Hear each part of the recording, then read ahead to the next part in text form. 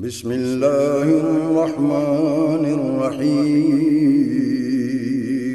شروع اللہ کے نام سے جو بڑا مہربان نہایت رحم والا ہے۔ وَاتْلُ عَلَيْهِمْ نَبَأَ ابْنَيْ آدَمَ بِالْحَقِّ، اور سنا دے ان کو آدم علیہ السلام کے دونوں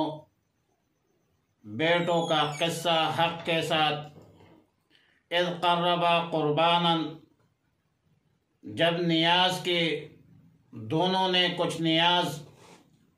فتقبل من احدہما ولم یتقبل من الآخر، پس ان میں سے ایک کی نیاز قبول کر لی گئی اور دوسرے کی نیاز قبول نہیں ہوئی۔ قال لأقتلنک، ایک نے کہا کہ میں تمہیں ضرور بھی ضرور قتل کروں گا۔ قال انما یتقبل اللہ من المتقین، دوسرے نے کہا کہ اللہ صرف متقین سے قبول کرتا ہے۔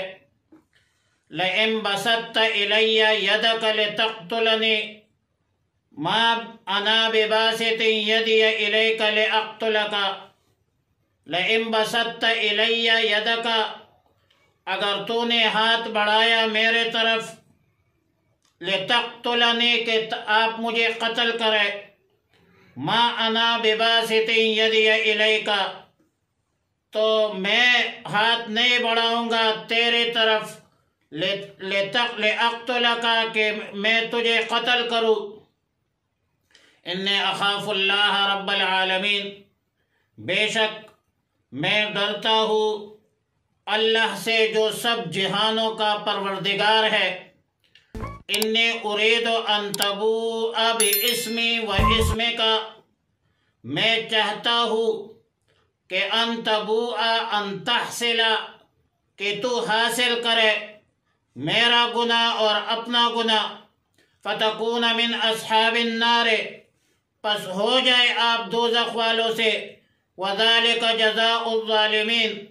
اور یہ ظالموں کی سزا ہے۔ فطوعت لہ نفسہ قتل اخیہ، پس آمادہ کیا اس کو اس کے نفس نے بھائی کے قتل پر، فقتلہ فاصبح من الخاسرین، پس اس نے قتل کیا پس ہو گیا نقصان اٹھانے والوں میں سے۔ فبعث اللہ غرابا یبحث فی الارض، پس بھیجا اللہ تعالیٰ نے ایک کوا جو قریدتا تھا زمین کو، لیریہ کیف یواری سوءۃ اخیہ، تاکہ وہ اسے دکھا دے کہ وہ اپنے بھائی کی لاش کو کیسے چھپائے۔ قال یا ویلتى اعجزت ان اکون مثل هذا الغراب، کہنے لگا ہائے افسوس، مجھ سے تو اتنا نہیں ہو سکا کہ اس بھائی کے اپنے بھائی کے اس کوے کی طرح میں وہ کروں جو اس کوے نے کیا، تو اس کوے کا جو کردار تھا وہ بھی میں ادا نہیں کر سکا۔ فأواری سوءۃ اخی، کہ میں چھپاؤں اپنے بھائی کی لاش کو، فأصبح من النادمین، پس ہو گیا پچھتانے والوں میں سے۔ مذکورہ آیاتوں میں اللہ تعالی نے رسول اللہ صلی اللہ علیہ وسلم کو ہدایت فرمائی کہ آپ پورے عالم انسانیت کو آدم علیہ السلام کے دونوں بیٹوں کا قصہ صحیح طریقے سے سنا دیجئے۔ قرآن کریم کوئی قصوں، کہانیوں اور تاریخ کی کتاب نہیں ہے جس کا مقصد اول تا آخر مکمل واقعے کا بیان ہو یا مکمل قصے کا بیان ہو، بلکہ قرآن کریم میں استدلال کے اساس اور بنیاد پر واقعہ کا کچھ حصہ یا ٹکڑا بیان کیا جاتا ہے جن پر احکام شرعیہ موقوف ہو، جس میں استدلال ہو،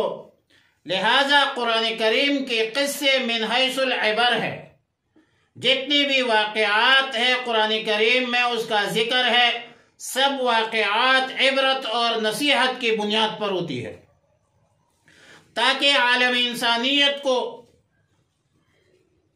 اور عالم انسانیت کے موجودہ نسل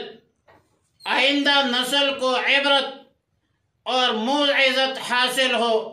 اور ضمناً بہت سارے احکام شرعیہ کا بیان بھی ہوا کرتا ہے۔ اس سے پہلے بنی اسرائیل کو جہاد کا حکم دیا اور بنی اسرائیل کے بزدلانہ کردار کا بیان تھا، اور مذکورہ آیت میں قتل ناحق کی مذمت کا بیان ہے، تاکہ قوم اور عالم انسانیت اعتدال کا راستہ اپنائے۔ جس طرح حق کے لیے باطل کو مٹانے کے لیے قتل و قتال سے جی چرانا، کنارہ کشی اختیار کرنا، بزدلی اختیار کرنا ایک سنگین جرم ہے اور عظیم جرم ہے، اسی طرح قتل ناحق بلا وجہ قتل و قتال دنیا اور آخرت کی تباہی اور بربادی ہے۔ آیات مذکورہ میں ابن آدم کا لفظ مذکور ہے۔ ویسے تو ہر انسان سیدنا آدم علیہ السلام کے اولاد میں سے ہے، لیکن اس موقع پر دو بیٹوں سے مراد وہ صلبی اولاد ہے، وہ حقیقی بیٹے ہیں۔ ایک کا نام حابیل تھا، دوسرے کا نام قابیل تھا۔ اور بالحق کے لفظ میں ایک اہم اصول کی طرف اشارہ ہے کہ واقعہ نقل کرنے یا قصہ بیان کرنے میں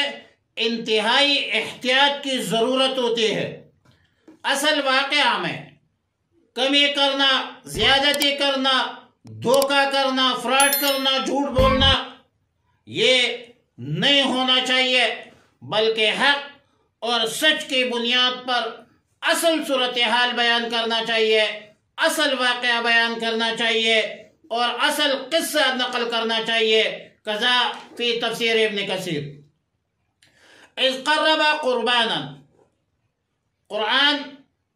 قرآن کریم میں قربان کئی جگہوں پر آیا ہے۔ عربی لغت میں قربان یا قربانی لغت کے اعتبار سے ہر اس چیز کو کہا جاتا ہے جس کو قرب کا حصہ ذریعہ بنایا جائے، یعنی قربانی ہر اس چیز کو کہتے ہیں جو قرب کا ذریعہ بنایا جائے، اور ذبیحہ کو بھی قربانی کہتے ہیں جو کہ اللہ کے تقرب حاصل کرنے کے واسطے کیا جاتا ہے۔ آدم علیہ السلام کے دونوں بیٹوں کا واقعہ کچھ یوں تھا کہ جب ابتداءً حضرت آدم علیہ السلام اور سیدہ حضرت حوا علیہ السلام نے توالد تناسل کا سلسلہ شروع کیا تو ہر حمل سے دو بچے توأمین پیدا ہوتے تھے، ایک لڑکا اور ایک لڑکی۔ اس وقت جو ایک حمل سے پیدا ہو جائے تو اس کو بہن بھائی میں شمار کرتے تھے، اور جو ایک حمل سے پیدا نہ ہو تو پھر ان کا دوسرے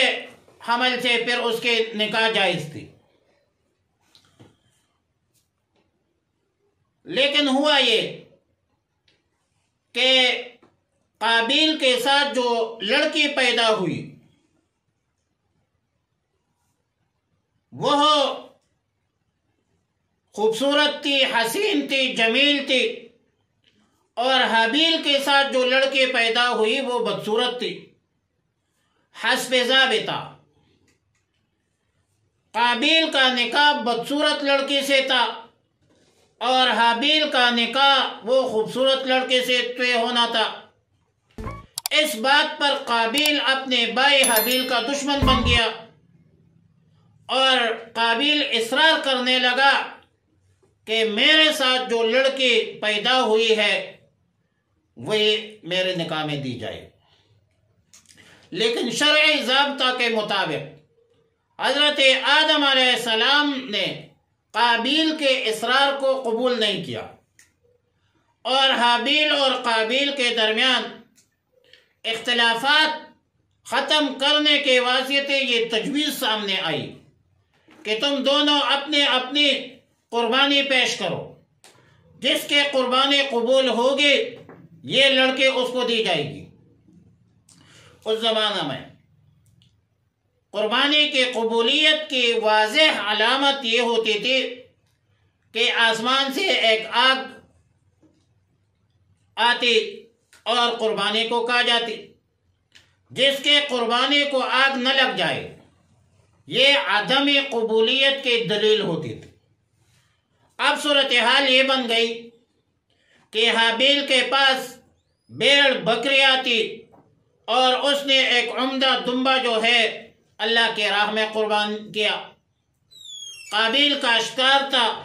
اس نے کچھ غلہ گندم وغیرہ کی قربانی پیش کی۔ حسب دستور آسمان سے آگ آئی، حابیل کی قربانی قبول ہوئی اور قابیل کی قربانی قبول نہیں ہوئی، کیونکہ وہ حق پر نہیں تھا، حق پہ تھا۔ اب اس ناکامی اور نامرادی پر قابیل غصے میں آیا اور اپنے بھائی کو کہا لأقتلنک، میں تجھے قتل کروں گا۔ حابیل نے اس وقت غصے کا جواب غصہ سے نہیں دیا بلکہ اصولی بات کی، قال انما يتقبل اللہ من المتقین، یعنی اللہ کا دستور یہ ہے کہ متقین کا عمل جو ہے وہ قبول فرماتے ہیں، اگر آپ تقوی اختیار کرتے تو آج آپ کی بھی قربانی قبول ہو جاتی۔ اب اس میں حابیل کہتا ہے میرا کیا قصور ہے؟ اب اس کلام میں کہ انما یتقبل اللہ من المتقین میں حسد کا بھی علاج ہے، بلکہ قابیل نے جو قتل کیا اپنے بھائی حابیل کا وہ بھی تو حسد کی بنیاد پر تھا، اور حسد کا علاج اس آیت میں یہ ہے اگر اللہ نے کسی کو نعمت سے سرفراز فرمایا ہے تو یہ اللہ کی مرضی ہے، اور اللہ کی رضا حاصل کرنے کا طریقہ یہ ہے کہ تقوی اختیار کرو، اللہ سے ڈرو اور اللہ کی صفت وہاب پر اعتراض مت کرو۔ کسی دوسرے شخص سے نعمت کی زوال کی تمنا مت کرو، یہ شیطانی طریقہ ہے جس کا ابتدا شیطان نے کیا تھا کہ یا اللہ آپ نے آدم کو خلیفہ بنایا اور مجھے کیوں نہیں بنایا۔ لہذا عبادات کے قبولیت کا دار و مدار خوف خداوندی پر جو ہے وہ موقوف ہے، اور فطوعت لہ نفسہ، پس قابیل کے نفس نے اپنے بھائی حابیل کے قتل پر آمادہ کیا اور اپنے بھائی کو قتل کیا۔ لیکن ظاہر ہے قابیل نے اس قتل سے پہلے کبھی دیکھا نہیں تھا کہ ایک انسان مر جائے تو اس کے بارے میں کیا طریقہ اختیار کیا جائے گا، اور اس پریشانی کے عالم میں اللہ تعالی نے دو کوے بھیجے، دونوں آپس میں لڑ پڑے، ایک نے دوسرے کو مارا، پھر اسے مارنے والے کوے نے جو دوسرا کوا تھا جو مر گیا تھا اس کے لیے زمین کریدا اور مردہ کوا کو دفن کیا۔ فبعث اللہ غرابا یبعث فی الارض لیریہ کیف یواری سوءۃ اخیہ، جب قابیل نے یہ منظر دیکھا تو کہنے لگا یا ویلتا اعجزت ان اکون مثل هذا الغراب، اے افسوس میرے حالت پر کہ میں عاجز ہو گیا ہوں، کاش میں اس کوے کی طرح ہو جاؤں، اور پھر اپنے بھائی کی لاش کو دفن کیا، لیکن خسران، تاوان اور نقصان کا مستحق ضرور ہوگی۔ اگرچہ اپنے اس عمل پر نہ سمجھے پر نادم تھا، لیکن چرا کا رے کند عاقل کے بعض آیت پشیمانی۔ اہل علم لکھتے ہیں کہ غراب کوے کو اس لیے بھیجا اور اس لیے استاد بنایا کیونکہ اس نے کام جانوروں والا کیا تھا، اور پھر کوے کو اس لیے بھیجا کہ اس نے یہ چالاک، سب جانوروں میں یہ مکار اور چالاک ہے، اور یہ قتل عالمی انسانیت کا پہلا قتل تھا۔ حابیل کا قتل عالمی انسانیت کا پہلا قتل تھا، اور ابتدائی انسانیت میں اللہ تعالی نے جو فطری طریقہ بتلایا کفن کا، دفن کا، وہ آج بھی فطرت سلیمہ میں موجود ہے، کہ اصل طریقہ جو ہے وہ کفن دفن کا وہ ہے جو آدم علیہ السلام سے چلا آ رہا ہے، کیونکہ انسان مٹی سے پیدا ہے اور اس نے مٹی ہو جانا ہے، اور اس میں انسان کی عزت ہے اور شرافت ہے، جلانے میں نہیں ہے۔ من اجل ذالک کتبنا علی بنی اسرائیل، اس وجہ سے ہم نے بنی اسرائیل پر لکھ دیا کہ انہ من قتل نفسا بغیر نفس او فساد فی الارض، کہ جو کوئی قتل کرے ایک جان کو بلا عوض جان کے یا بغیر فساد کے قتل کرے، فکأنما قتل الناس جميعا، تو گویا اس نے قتل کر ڈالا سب لوگوں کو، ومن احیاها فکأنما احیا الناس جميعا، اور جس نے کسی جان کو زندہ رکھا تو گویا اس نے سب انسانوں کو زندہ کر دیا۔ وَلَقَدْ جَاءَتْهُمْ رُسُلُنَا بِالْبَيِّنَاتِ، اور تحقیق کے ساتھ آ چکے تھے ان کے پاس رسول کلی دلیلیں لے کر، ثُمَّ إِنَّ كَثِيرًا مِّنْهُمْ بَعْدَ ذَلِكَ فِي الْأَرْضِ لَمُسْرِفُونَ، پھر اس کے بعد ان میں سے بہت سے لوگ زمین پر زیادتی کرنے والے ہیں۔ آیات کا مفہوم یہ ہے کہ جس وجہ سے حضرت آدم علیہ السلام کے ایک بیٹے نے بھائی پر، اپنے بھائی پر، قابیل نے حابیل پر ظلم زیادتی کرتے ہوئے قتل کر دیا تھا، ہم نے بنی اسرائیل کے لیے بھی قانونی شریعت بنا دیا، اعلان کیا کہ کوئی شخص کسی شخص کو بلا وجہ قتل کرے تو گویا اس نے تمام انسانوں کو قتل کر دیا، اور جس کی جان کو بچا لیا گویا کہ اس نے تمام انسانوں کو زندہ کر دیا۔ امام قرطبی رحمۃ اللہ علیہ جلد 6 صفحہ نمبر 146 میں لکھتے ہیں کہ آیات مذکورہ میں تشبیہ کے بارے میں مختلف اقوال ہے۔ حضرت مجاہد تابعی کا قول ہے کہ جو شخص کسی بھی ایک جان کو بلا وجہ شرعی قصداً عمداً قتل کر دے تو اس کی سزا جہنم ہے، اس پر اللہ کا غضب ہے اور اس پر لعنت ہے، اور اس کے لیے دردناک ہے، بڑا عذاب ہے۔ ومن قتل مؤمنا متعمدا فجزاؤه جہنم خالدا فيها وغضب اللہ علیہ ولعنه واعد له عذابا عظیما۔ امام قرطبی دوسرا قول یہ ذکر کرتے ہیں کہ ایک جان کو قتل کرنے والے کو پھر اس کا گناہ ملتا ہے، جیسا کہ سب لوگوں کو قتل کرنے کا گناہ ملتا ہے، اور لا تقتل نفسا ظلما الا كان على ابن آدم الاول۔ اس کی وجہ یہ ہے کہ جو شخص ظلمن کسی کو قتل کرے، اور یہ یاد رکھے کہ جو بندہ دوسرے مسلمان کو ظلمن قتل کرے اس کو شہید کہا جاتا ہے۔ آدم علیہ السلام کے پہلے بیٹے پر اس کے قتل کی شرکت رہے گی، کیونکہ وہ پہلا شخص ہے جس نے قتل کی بنیاد ڈالی۔ اور امام قرطبی یہ بھی فرماتے ہیں کہ بنی اسرائیل کے ساتھ مخصوص اس لیے ہے کہ ان پر عذاب میں تغلیظ ہے، تشدید ہوگی، اور تغلیظ کی وجہ یہ ہے کہ بنی اسرائیل پر سب سے پہلے تورات میں قتل نفس کا ممنوع ہونا لازم قرار دیا تھا، کیونکہ یہ وحشی قسم کے لوگ تھے۔ ان بدبختوں نے، بنی اسرائیل نے تو انبیاء علیہ السلام کو بھی شہید کیا ہے، حضرت زکریہ علیہ السلام کو شہید کیا، حضرت یحییٰ علیہ السلام کو شہید کیا ہے۔ سرکش قوم ہے، قتل و قتال ان بدبختوں کا مزاج ہے۔ تو اسی لیے من اجل ذالک کتبنا علی بنی اسرائیل، بنی اسرائیل کی تغلیظ ہے، تشدید، اس پر خصوصی توجہ ہے، سختی ہے کہ آپ لوگوں یہ کام نہ کرو، کیونکہ ان کا آج بھی دنیا میں جو قتل و غارت کا سلسلہ جاری ہے، ان کے پیچھے ان یہودیوں کا ہاتھ ہے جو نصارہ ان کے اہل کار بنے ہیں۔